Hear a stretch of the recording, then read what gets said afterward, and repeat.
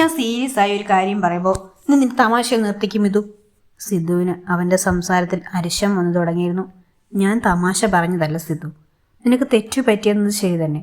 പക്ഷേ ഇപ്പം നിനക്ക് എന്തായാലും ഭാഗ്യമുണ്ട്. അല്ലെങ്കിൽ പിന്നെ വൈകിക്ക് പീരീഡ്സ് ആയാൽ ആ സ്കോപ്പ് കഴിഞ്ഞില്ലേ. അത് അവളുടെ മുന്നിൽ വെറുക്കപ്പെട്ടവനായെങ്കിലും വീണ്ടും അവൾക്ക് മുന്നിൽ യാചിച്ചു നിൽക്കാതെ ദൈവം നിന്നെ രക്ഷിച്ചില്ലേ. സീതാമ്മയുടെ ഹോസ്പിറ്റലിലേക്കാണെന്നും പറഞ്ഞുകൊണ്ട് വൈകിയും സിദ്ധുവും ഇറങ്ങി. സിദ്ധുവിൻ്റെ ഫ്രണ്ടായ ലീനയെ വിളിച്ച് അവൻ അപ്പോയിൻമെൻ്റ് എടുത്തിരുന്നു. അതുകൊണ്ട് തന്നെ ആ സമയം കണക്കാക്കിയാണ് ഇറങ്ങിയത്. നെറ്റിയിലിട്ട് സ്റ്റിച്ച് കൂടി അഴിക്കണം. പോകുന്ന വഴിയിലൊന്നും വൈക മിണ്ടിയില്ല. സീതാമ്മയും ചേച്ചിയും എല്ലാം ഇരിക്കുന്നുണ്ടെങ്കിൽ ചോദിച്ചതിന് മാത്രം മറുപടി നൽകും. അതിൽ കൂടുതൽ സംസാരങ്ങളൊന്നുമില്ല. തങ്ങൾ ഒറ്റയ്ക്കായിരിക്കുന്ന സമയങ്ങളിൽ കടന്നു വന്നിരുന്ന സംസാരങ്ങളും കളിയും കുസൃതിയും എല്ലാം പാടെ വിട്ടകന്നു. തീർത്തും അപരിചിതരെ പോലെ ഒരു മുറിയിൽ. സിദ്ധു അവളോട് എന്തെങ്കിലും പറഞ്ഞു മിണ്ടാൻ ശ്രമിക്കുമെങ്കിലും അവളുടെ മൗനം അതിൽ നിന്നും അവനെ പിന്തിരിപ്പിക്കും. പോകുന്ന വഴിയിൽ ഇളനീർ കണ്ടപ്പോൾ അതിൽ നിന്നും വൈകിയുടെ ക്ഷീണം മാറ്റാനായി സിദ്ധു വാങ്ങിച്ചു കൊടുത്തു. രാവിലെ കഴിച്ചതൊക്കെ ഛർദ്ദിച്ചത് കൊണ്ട് തന്നെ അവൾ എതിർപ്പൊന്നും കൂടാതെ അത് കുടിച്ചു തീർത്തു. കുറച്ചു നേരത്തെ യാത്രയ്ക്ക് ശേഷം അവർ എല്ലാ ഫെസിലിറ്റീസുകളോടെയുള്ള ഒരു വലിയ ഹോസ്പിറ്റലിന് മുന്നിലെത്തി. വൈകിയോടെ എൻട്രൻസിൽ ഇറങ്ങാൻ പറഞ്ഞ് അവൻ കാർ പാർക്ക് ചെയ്തു വന്നു. സിദ്ധു വന്നതും വൈകിയും അവനെ അനുഗമിച്ചെന്ന പോലെ നടന്നു. അവർ ഡോക്ടറിന്റെ ക്യാബിന്റെ മുന്നിൽ അവരുടെ ഊഴത്തിനായി കാത്തിരുന്നു. വൈകിയുടെ കണ്ണുകൾ അവരുടെ ഒപ്പം തന്നെ തങ്ങളുടെ ഊഴത്തിനായി കാത്തിരിക്കുന്നവരിലേക്ക് പതിഞ്ഞു. അതിൽ കുഞ്ഞു വയറുള്ളവരും വലിയ വയറുള്ളവരും ഉണ്ടായിരുന്നു. ചിലർ അങ്ങോട്ടും ഇങ്ങോട്ടും നടക്കുന്നു. മറ്റു ചിലർ അരികിലിരിക്കുന്ന ഭർത്താക്കന്മാരുടെ തോളിലേക്ക് ചാഞ്ഞു കിടക്കുന്നു. വൈഗ തൻ്റെ മുന്നിലൂടെ വലത് കൈ വയറിലും താങ്ങി നടക്കുന്ന ഒരു പെൺകുട്ടിയെ തന്നെ നോക്കിയിരുന്നു. നടക്കുമ്പോഴുള്ള ബുദ്ധിമുട്ട് അവളുടെ മുഖം ചുളിക്കുന്നതിൽ നിന്നും മനസ്സിലാക്കാം. ഇനി കുറച്ചു മാസങ്ങൾ കഴിഞ്ഞാൽ താനും ഇങ്ങനെയായിരിക്കില്ലേ. അതാലോചിച്ചതും വൈഗയുടെ മുഖത്തൊരു കുഞ്ഞു പുഞ്ചിരി മുട്ടിട്ടു. സിദ്ധുവിനെ നോക്കിയതും അവനും അവരെയെല്ലാം ശ്രദ്ധിക്കുകയാണെന്ന് വൈഗ കണ്ടു. വൈഗ സിദ്ധാർത്ഥ്. നേഴ്സ് പുറത്തേക്ക് വന്നുകൊണ്ട് വൈഗയുടെ പേര് വിളിച്ചതും വൈഗ എഴുന്നേറ്റു. സിദ്ധാർത്ഥും ഇരുവരും ഡോക്ടറുടെ ക്യാബിനിലേക്ക് കയറി. ഹലോ സിദ്ധു, ഇരിക്കെ. ലീന അവനെ കണ്ടതും വിഷ് ചെയ്തുകൊണ്ടിരിക്കാനായി ഇരുവർക്കും ചെയർ ചൂണ്ടിക്കാണിച്ചു. ലീന, ഇത് വൈഗ, എൻ്റെ വൈഫാണ്. സിദ്ധു വൈഫെ ലീനയ്ക്ക് പരിചയപ്പെടുത്തി കൊടുത്തു. അത് നീ എനിക്ക് ഫോൺ ചെയ്തപ്പോഴേ തോന്നി. പിന്നെ അന്നേരം ഞാൻ കുറച്ച് തിരക്കിലായതുകൊണ്ട് വേറൊന്നും ചോദിക്കായിരുന്നത്. എന്നാലും നിന്റെ വിവാഹം കഴിഞ്ഞെന്നൊരു സൂചന പോലും നീ തന്നില്ലല്ലോടാ. ലീന പരിഭവിച്ചു. പെട്ടെന്നുണ്ടായ വിവാഹമായിരുന്നു, ആരെയും ക്ഷണിച്ചില്ല. എന്തിന്, മിഥുനെ പോലും. സിദ്ധു അവളെ തണുപ്പിക്കാനായി പറഞ്ഞു. ഓ, അത്രയ്ക്ക് ഒഫീഷ്യലായിരുന്നോ? ഓക്കെ, ഇനി രണ്ടുപേരും വന്ന കാര്യം പറഞ്ഞ്. വൈഗ പ്രഗ്നൻ്റ് ആണ്, സിദ്ധു തന്നെ പറഞ്ഞു. വൈഗ ഒന്നും മിണ്ടാതെ ഇരിക്കുകയാണ്. പീരീഡ്സ് ഡേറ്റ് എന്നാണ് വൈഗയ്ക്ക്? ലീന വൈഗയുടെ ഫയൽ കയ്യിലെടുത്ത് ചോദിച്ചു. ജനുവരി 23. വൈഗ പതിയെ മറുപടി പറഞ്ഞു. ഓക്കെ, അപ്പോൾ ഇന്ന് ഫെബ്രുവരി 7. അപ്പോൾ കൃത്യം 1.5 മാസം. ലീന പറഞ്ഞതും ഇരുവരും മൂളി. നമ്മൾ പീരീഡ്സ് എന്നാണോ മിസ്സായത് അതിനു മുൻപേ ആയ പീരീഡ്സ് ഡേറ്റ് വെച്ചാണ് കണക്കാക്കുക. പീരീഡ്സായി 8 ദിവസം മുതൽ 16 ദിവസം വരെയാണ് ഓവുലേഷൻ ഡേ. അതുകൊണ്ട് തന്നെ ആ പീരീഡ്സ് ഡേറ്റ് വെച്ചാണ് കുഞ്ഞിൻ്റെ വളർച്ച കണക്കാക്കുക. വൈഗയ്ക്ക് അവസാനം പീരീഡ്സ് ആയതപ്പോൾ ഡിസംബർ 23 അല്ലേ? ലീന ആണോ എന്ന പോലെ വൈഗയെ നോക്കിയതും അവൾ തലയനക്കി. പീരീഡ്സ് മിസ്സായത് ജനുവരി 23, ഇന്ന് ഫെബ്രുവരി 7. അപ്പോൾ 6 ആഴ്ചയായി വൈഗയ്ക്ക്. ഓക്കെ, ചിലപ്പോൾ 1-2 ദിവസം അങ്ങോട്ടും ഇങ്ങോട്ടും ഇരിക്കും, അതൊന്നും കുഴപ്പമില്ല. എന്തായാലും നമുക്കൊരു സ്കാനിങ് എടുക്കാം, ബേബിയുടെ ഹാർട്ട് ബീറ്റ് നോക്കാം. ലീന പറഞ്ഞതും ഇരുവരുടെയും ഹൃദയം ഒരുപോലെ തുടിച്ചു. ഞാനിതാ സ്കാനിങ്ങിന് എഴുതിയിട്ടുണ്ട്, രണ്ടുപേരും അത് ചെയ്തു വാ, എന്നിട്ട് നമുക്ക് മെഡിസിനും മറ്റു കാര്യങ്ങളും എഴുതാം. ലീന ഇരുവർക്ക് നേരെയും ഫയൽ നീട്ടി. സിദ്ധു അവളോടൊരു താങ്ക്സും പറഞ്ഞ് വൈകിയും കൂട്ടി പുറത്തേക്ക് ഇറങ്ങി. ലീനയുടെ ക്യാബിൻ്റെ തൊട്ടടുത്ത് തന്നെയാണ് സ്കാനിങ് മുറിയും. ഫയൽ അവിടെ കൊടുത്തതും നേഴ്സ് നല്ലവണ്ണം വെള്ളം കുടിച്ച് മൂത്രം നിറയ്ക്കാനായി പറഞ്ഞു. സിദ്ധു പുറത്തുപോയി വെള്ളം വാങ്ങിക്കൊണ്ടുവന്ന് വൈകിക്ക് നേരെ നീട്ടി. അവളത് വാങ്ങി കുടിക്കുവാൻ തുടങ്ങി. തികച്ചും യാന്ത്രികമായി ഇരുവരും കാര്യങ്ങൾ കൈകാര്യം ചെയ്തു. മൗനം അവർക്കിടയിൽ വില്ലൻ തന്നെയായിരുന്നു. ഡോക്ടർ വിളിക്കുന്നുണ്ട്.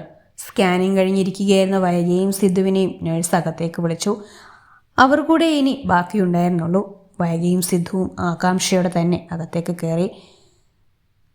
സ്കാനിങ്ങിന് കയറിയപ്പോഴും അവിടുത്തെ ഡോക്ടറൊന്നും പറയാത്തതുകൊണ്ട് എന്താണ് റിപ്പോർട്ടിലെന്ന് വൈകിക്കും ഒരു ഊഹവും ഉണ്ടായിരുന്നില്ല. ലീനയുടെ മുഖത്ത് നിറഞ്ഞ ചിരിയാണ്. എന്നാൽ വൈകിയുടെയും സിദ്ധുവിൻ്റെയും മുഖം ടെൻഷനും ആകാംക്ഷയും നിറഞ്ഞതും. അവർ ഫയലിൽ നിന്ന് കണ്ണെടുത്ത് ഇരുവരെയും നോക്കി. ആദ്യ പ്രഗ്നൻസി തന്നെ ഇരട്ടി ഭദ്രമാണല്ലോ, ലീന ചിരിയോടെ പറഞ്ഞതും ഇരുവർക്കും അവൾ പറഞ്ഞതിൻ്റെ അർത്ഥം മനസ്സിലായില്ല. രണ്ടുപേരും പരസ്പരം സംശയത്തോടെ നോക്കി. ഓക്കെ രണ്ടുപേരും ടെൻഷൻ അടിക്കണ്ട, ഞാൻ കാര്യം പറയാം. വൈകിക്ക് ട്വിൻസാണ്, ലീന പറഞ്ഞതും വൈകിയും സിദ്ധുവും ഒരുപോലെ ഞെട്ടി. അതേടാ, വൈകിക്ക് ഇരട്ടക്കുട്ടികളാണ്, ലീന വീണ്ടും പറഞ്ഞതും സിദ്ധുവിൻ്റെ മുഖത്ത് മനോഹരമായ പുഞ്ചിരി വിരിഞ്ഞു. സന്തോഷം കൊണ്ട് അവന് വാക്കുകളൊന്നും പുറത്തേക്ക് വന്നില്ല. വൈകിയും കേട്ടതിൻ്റെ ഷോക്കിൽ തരിച്ചിരിക്കുകയായിരുന്നു. പ്രഗ്നൻ്റ് ആണെന്ന് അറിഞ്ഞപ്പോഴും ഇങ്ങനെയൊന്നും പ്രതീക്ഷിച്ചിരുന്നില്ല. വൈക, താൻ എന്താടോ ഒന്നും മിണ്ടാത്തത്? നോക്ക്, സിദ്ധുവിൻ്റെ സന്തോഷം നോക്ക്, ലീന പറഞ്ഞതും വൈക സിദ്ധുവിനെ നോക്കി. മനസ്സിലെ സന്തോഷം മുഖത്ത് പ്രതിഫലിക്കുന്നുണ്ട്. ഒന്നുമില്ല, അവൾ മറുപടി നൽകി. ഇനി അങ്ങോട്ട് വൈക നല്ലോണം ശ്രദ്ധിക്കണം. ഒന്നല്ല, 2 ജീവനുകളാണ് തൻ്റെ വയറ്റിലുള്ളത്, അതുകൊണ്ട് അത്രയും കെയർ ആയിരിക്കണം. ഇപ്പോൾ വേറെ കുഴപ്പങ്ങളൊന്നും ഇല്ലാത്തതുകൊണ്ട് വൈറ്റമിനും അയൺ ടാബ്ലറ്റ്സും വൊമിറ്റിങ്ങിൻ്റെ ഗുളിക എഴുതാം. പിന്നെ റെസ്റ്റ് അത് മസ്റ്റാണ്, എല്ലാ തരത്തിലും. അവസാനം സിദ്ധുവിനെ നോക്കി അർത്ഥം വെച്ചുകൊണ്ടാണ് ലീന പറഞ്ഞത്. സിദ്ധു ശരിയെന്ന പോലെ തലയനക്കി. അപ്പോഴും വൈകി ഒന്നും മിണ്ടാതെ ആ ഇരിപ്പ് തന്നെ ഇരിക്കുകയാണ്. കുറച്ചു നേരത്തെ സംസാരത്തിന് ശേഷം സിദ്ധു ലീനയോട് യാത്ര പറഞ്ഞ് വൈകിയെയും കൂട്ടിയിറങ്ങി. ഒരു 3 ആഴ്ച കഴിഞ്ഞു വരാൻ ലീന അവരോട് പറയാൻ മറന്നില്ല. ഹോസ്പിറ്റലിൽ നിന്നും ഇറങ്ങിയ സിദ്ധു വൈകിയെയും കൂട്ടി നേരെ സച്ചുവിൻ്റെ വീട്ടിലേക്കാണ് പോയത്.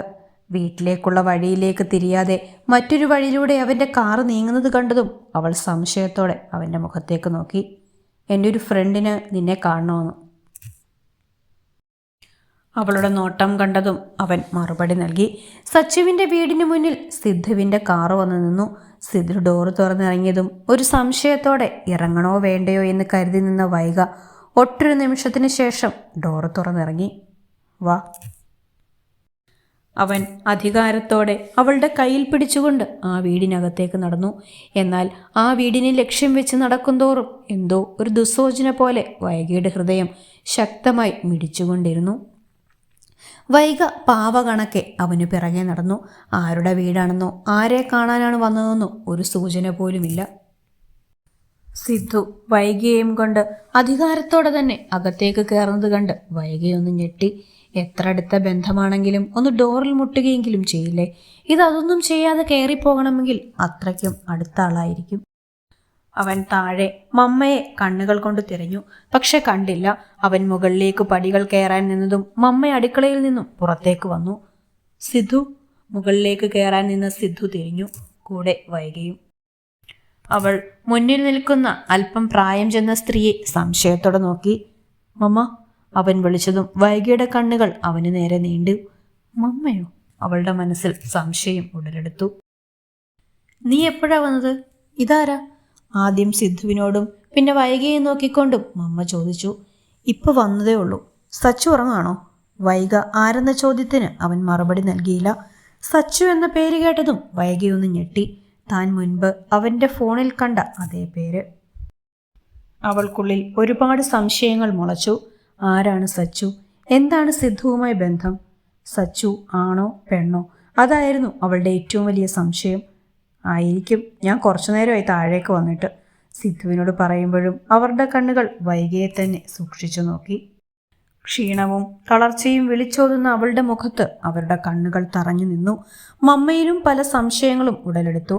സിദ്ധുവിൻ്റെ കൂടെ താൻ അറിയാത്ത ഒരു പെൺകുട്ടി, ഒരുപക്ഷെ അവൻ്റെ ഭാര്യയായിരിക്കുമോ?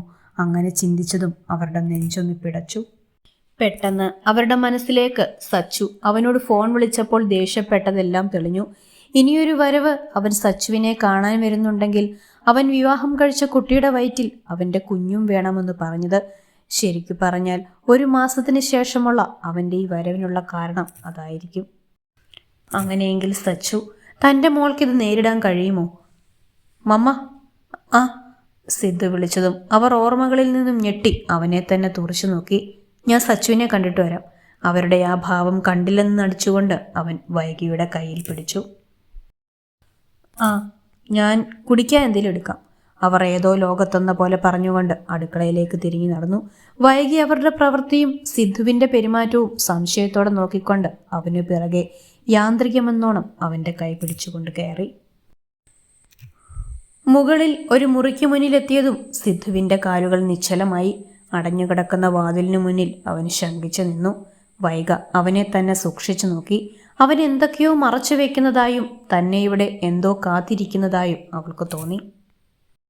ഒട്ടൊരു നിമിഷത്തിനു ശേഷം അവനൊന്ന് ശ്വാസം വലിച്ചുവിട്ട് തൻ്റെ ക്രമാതീതമായി മിടിക്കുന്ന ഹൃദയത്തെ തൻ്റെ വരുതിയിലാക്കിക്കൊണ്ട് അവൻ ഡോറ് തുറന്നു. മരുന്നുകളുടെയും കുഴമ്പിൻ്റെയും കഷായത്തിൻ്റെയും മനം മടിപ്പിക്കുന്ന ഗന്ധം വൈഗയുടെ നാസികയിലേക്ക് തുളഞ്ഞു കയറി. അവളുടെ മുഖം ചുളിഞ്ഞു. മുകളിലേക്ക് തികട്ടി വന്ന ഓക്കാനത്തെ അവൾ വായ പൊത്തിപ്പിടിച്ചുകൊണ്ട് നിയന്ത്രിക്കാൻ ശ്രമിച്ചു. എന്നാൽ സിദ്ധുവിൽ ഭാവവ്യത്യാസങ്ങളൊന്നുമില്ല. എല്ലാം ശീലമായതുപോലെ, ആ വമിക്കുന്ന ഗന്ധത്തോട് പൊരുത്തപ്പെട്ടതുപോലെ അവൻ പതിയെ മുന്നോട്ട് ചുവടുകൾ വെച്ചു. പിറകെ ഗത്യന്തരമില്ലാത്തതുപോലെ, ഇഷ്ടമില്ലാതിരുന്നിട്ടും വൈകിയും ഒരു ഹോസ്പിറ്റൽ ICU പോലെ തോന്നിപ്പിക്കുന്ന വിധം സജ്ജീകരണങ്ങളുള്ള എല്ലാ സൗകര്യങ്ങളോടും കൂടെയുള്ള മുറി.